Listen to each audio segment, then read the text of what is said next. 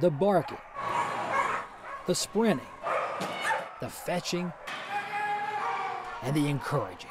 It's what makes an owner and a dog a flyball team. This is just something we do for fun. I mean, there's no prize money in flyball or anything. There's just squeaky toys. So he just loves to do it. He's crazy about it. Flyball is a 4-dog relay race that's part hurdles, lots of running, and dog versus dog.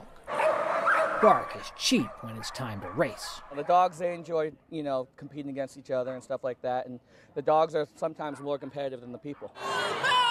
Flyball teams time their starts so the canine crosses the starting line with the green light. All 4 racing dogs must jump all of the hurdles, fetch the ball, and return. One mistake can cost you the race, so flyball pays off with lots of practice for the dogs and much more patience for the owners. You take one dog, and if you never did it before, approximately a year later, you can run a competition. We've had some dogs that stuck it out for 2-3 years and are now doing it. Some dogs will just take a little bit longer, some dogs will pick it up in a month, some are going to take 2 to 3 years. The dogs earn a reputation with experience but no fame and certainly no fortune, unless you count cookies and rope pulling as a payoff. Is the relationship between a flyball owner and his or her dog, is it professional or is it strictly emotional and loving like any other pet owner? He's my favorite thing in the world. I mean, he's just my boy. And he tries to sleep on the bed, but I kick him off the bed.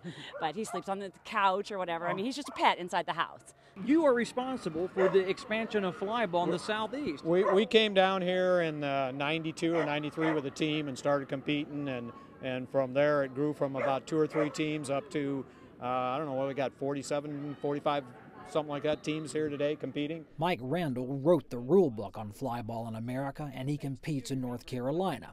He and his partner Pip have teamed for 10 of Pip's 11 years. What makes Pip keep going now that he's in his senior years?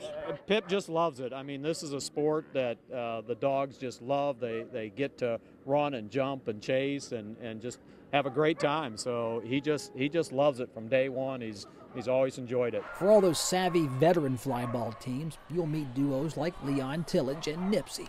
Nipsey's niche isn't his speed, it's his height. I see all these border collies, these fast dogs out here, and the little guy, he's fast, but yeah. I guess the legs aren't very long, though. Yeah, but he sets the height for the rest of the team, so he does his part. So his role is, by being short, they lower the hurdles. The bigger dogs just... Pretty much. Is it skedaddle, he makes scoot, it easier hop? For him. He makes it a lot easier for him to get the job done. Flyball mastering takes a while, especially since dogs are not inclined to jump hurdles and only some breeds seem born to fetch. There's a saying in flyball, it takes a village to train a dog, which means you need a lot of people because you just can't do it by yourself. They treat the rookies just like they treat everybody else. I mean, our dogs go out there and do the same thing that their dogs do, so.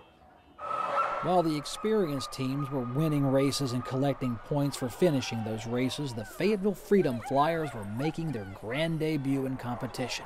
The Freedom Flyers had more modest goals, like finishing a race mistake-free. The dogs were a little nervous. Give the Freedom Flyers a big A for their efforts. Each flyer performed perfectly at some points in some races. But all 4 racers need to be perfect in the same race. Fred fetched like a champion, but found the return hurdle a bit inconvenient. This little guy got excited. He ran completely out of turn, missed all of the hurdles, but he grabbed the ball as trained. Good job. To get points, you must finish your race under 25 seconds, right? Correct.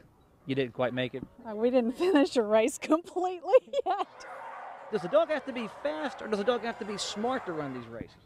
Which is the recipe for success? I think they need to really love the ball, and fast really helps, The Freedom Flyers will earn their stripes. The experienced teams say everybody takes some lumps in the beginning, but they're there to help the new teams hang in there. Is this a hobby? Is it an affinity? Is it an addiction? It's an addiction, it is. I mean, that's what happens. For me, it's a hobby. I've got a full-time job and I've got a young son, so for me, it's always going to be, something that I do on weekends for fun, and I'll take my dogs out after work and they'll play and exercise. Whether it's a hobby, an addiction, or something in between, flyball seems to be a sport of commitment, where big victories can be as simple as finishing your first race. No mistakes.